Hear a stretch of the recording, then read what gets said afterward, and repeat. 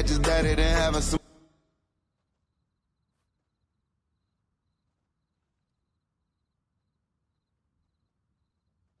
Only welcome was singing or balling.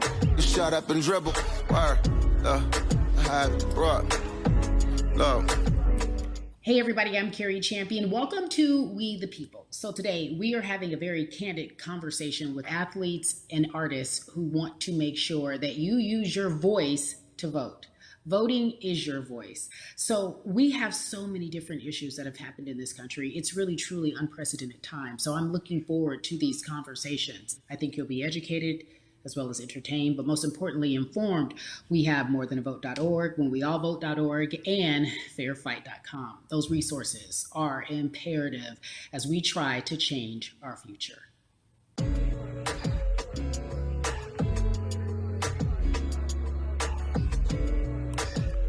Yeah, la.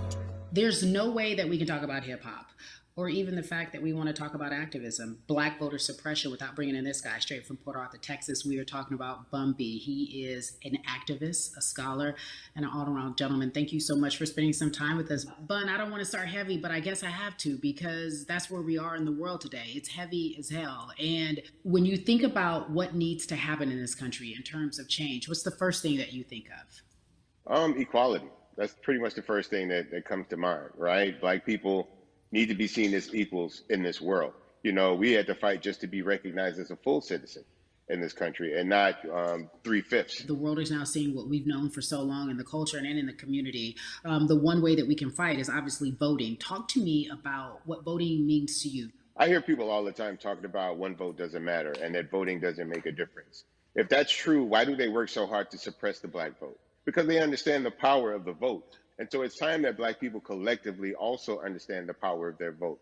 And not just on a national level, because a lot of times we only have this conversation every 4 years. People need to be very much involved in their local politics. They need to understand who their elected officials are, where they stand on issues that affect you. And you need to use your vote to either support the ones that care about you and your condition or to elect people who do. A newer initiative that we're dealing with is educating felons, right? So in the state of Texas, if you're a felon, right, if you've been to jail or to prison, but you're no longer on probation or parole, you have the right to register to vote.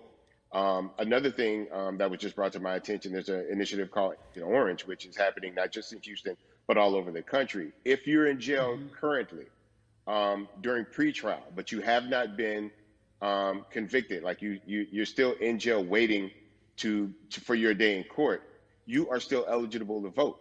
And you said something so key. They work so hard to hope that we stay uninformed, but more importantly, to suppress the black vote.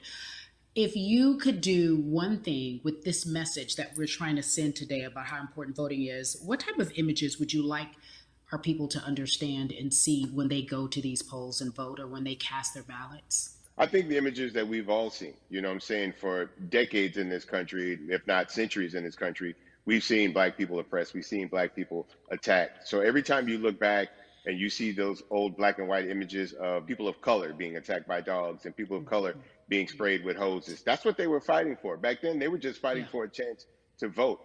People like Martin Luther King Jr., people like Malcolm X, these people died to help us be in a position to have the power that we have now, which is to be able to cast a vote and make a decision about the people that have controls over our lives. So, I mean, if you in your own community need a reason to vote, look at a person like George Floyd. If the people in your city are not open to police reform, are not open to having the conversation about defunding the police, are not open to issues concerning economic equality, judicial equality, and racial equality, right? If they're scared to say Black Lives Matter, you have the power to put people in those positions who do believe that Black Lives Matter, who do believe in racial equality, economic equality, judicial equality, right? Who see us as human beings. And if the people in your community don't feel that way, vote them out. It's that simple. It's just vote them out. We don't have enough time to sit around and hope that people change their minds. Yeah, Bumpy, you point out something so important. We have the power.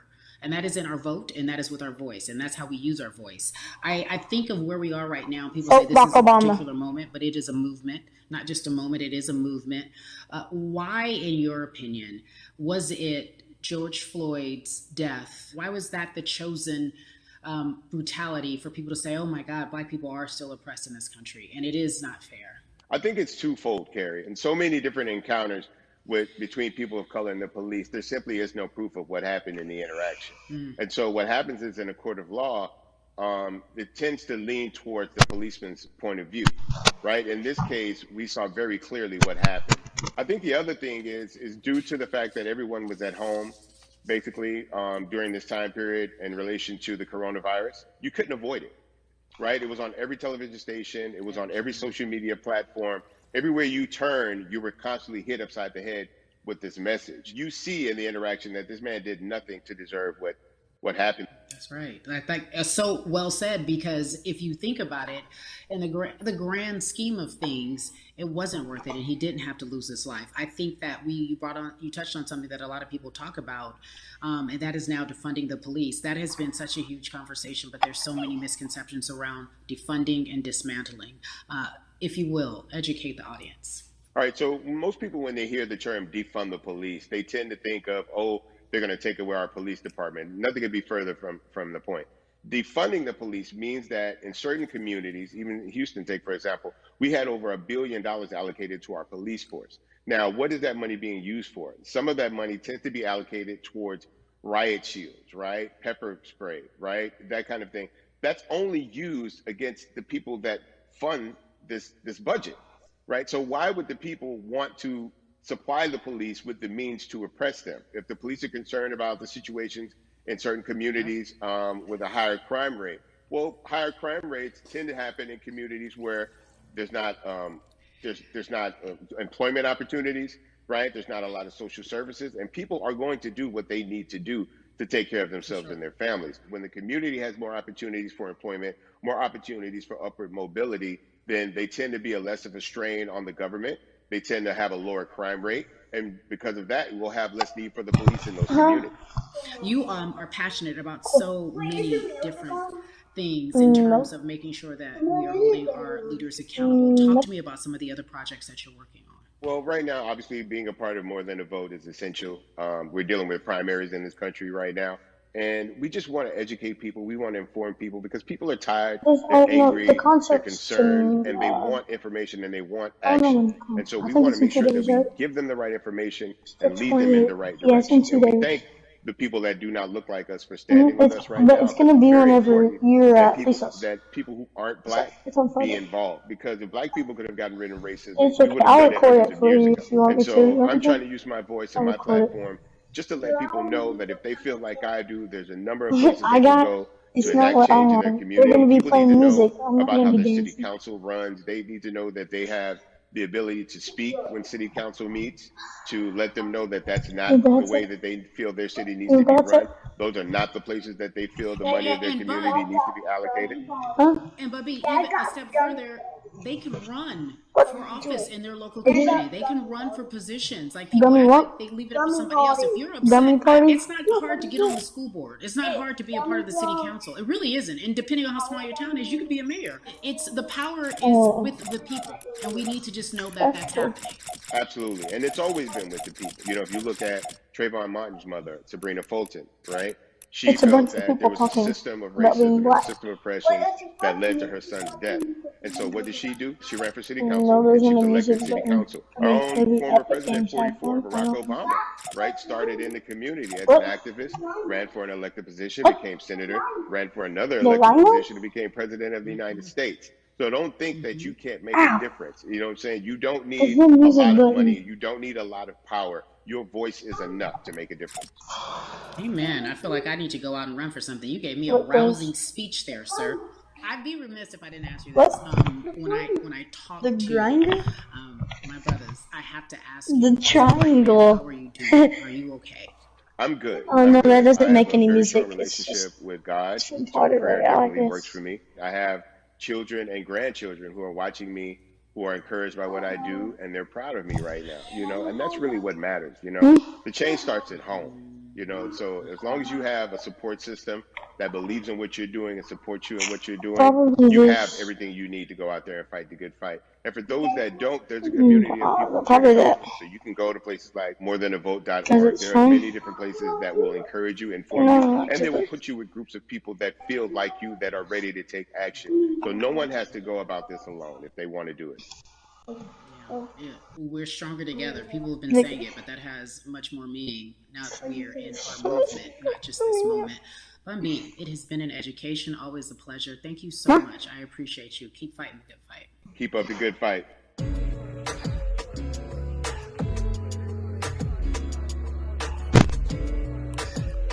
Yeah, la la. So our next guest, I have to admit, I'm a fan, but there are so many different people that we could talk to, and I thought it was so imperative that we speak with her. You know her as Molly on the huge, successful show Insecure, HBO's Is my hair Insecure. falling out She right also here? has a comedy special That's what it highlighting feels like. her Nigerian roots, and she's an amazing podcaster. Let's welcome in Vaughan. Give me my phone. You have such a beautiful way of making things funny, giving us our medicine with some candy, right? No. The humor and the healing. You bring all of that to your space. And right now, as you look across this country and how everyone is so broken and so upset, if it's not social injustice, it's a pandemic, it's depression, it's unemployment, the list goes on and on. How are you doing, quite frankly? I'm rediscovering self in a way that is hard but necessary, that will lead to ultimate joy. I know it sounds like a lot, but no, I think I personally think that God put all of us on a global timeout. Like, we just, America hasn't done as good as other people when it comes to timeouts, because everyone else is out playing at recess, and we're still in the principal's office hoping and wishing we can come out.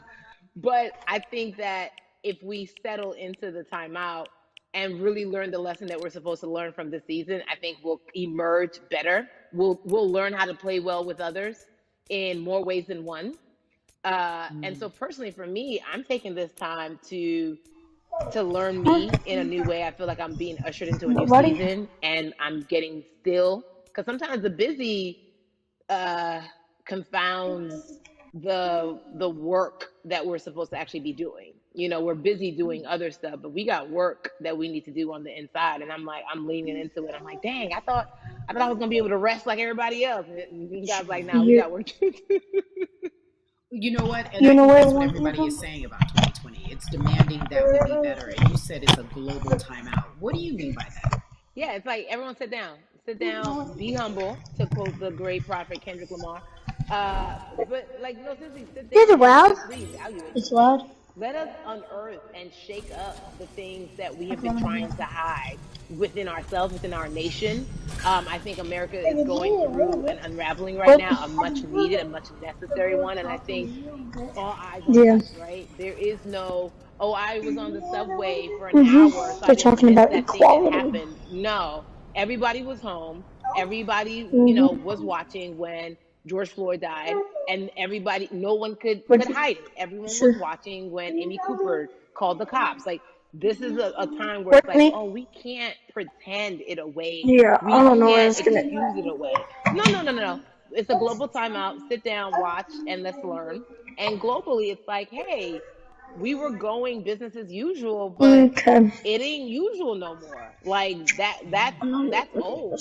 Anytime change occurs, it's very uncomfortable. And so right now we're sitting with we're getting we're getting comfortable with the uncomfortable. The minorities, we've been comfortable with being uncomfortable, because that to me explains just the existence for whatever we want to do, how we break into our careers, how we live our lives, how we find ourselves one of the few or one of the first. And that's a lonely road. When you look at, and when you talk about this global timeout, everybody had to pay attention to Amy Cooper. Everyone had to pay attention to George Floyd.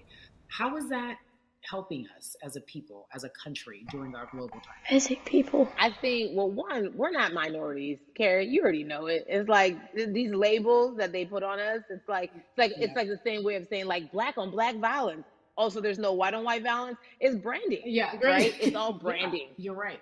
You're It's right. like white people kill white people every single day. So Shut no, there is no black on black violence. And if you say black on black violence, well then let's brand white on white violence. Like I watch Mhm. Investigation Discovery. Move, kid. Ain't too many of us been featured. so, you know, I just even like but to answer your question, what does that do? I think what everyone expected is what has happened in the past when the world was still open, right? In that, okay, you had everyone from Trayvon Martin to Castillo to Sandra Bland. You had all of these lives lost, and Black people made some noise. You know, we rioted, we got out in the streets, we started the Black Lives Matter movement, all of those things. And then and then white people kind of just like, oh, let's give them something, and then it's just like, is it over? It's like Oscars so black. Okay, okay, good. We gave some Oscars. Are we good now? Like, are we even? You know, Mhm. and it's now it's just Mhm. like, oh no. This is not about like a band-aid. It's like, yo, we might have to amputate the leg a little bit, but it's all right because we're gonna by amputating the leg, we're gonna save the body. And so I think that's what's happening now. Like America is realizing like, oh, black people aren't just making a little bit of noise. Like the protests are still out, the conversations are still being had, the change is still being demanded, and I think they're seeing, oh, this is not going away, and no, it's not, because we need systematic change. What a beautiful way to explore what is happening and describe our country. We might have to amputate the leg, but that's to save the body. That's what's happening right now. That's beautiful, Yvonne. And to that end, I have to ask you this because the way that we do that, we use our voice. And our voice right now in this world, in this country, is our vote. And everyone talks about voting and how important it is, but I feel like more than ever we understand that it's not just about voting every 4 years for the man in office. It's about your local elections. It's about the mayor. It is about the district attorney, the people who have the power to bring charges against police if police brutality is an issue in your community. If you care about your school district, you can run for the school board. I ask this of you.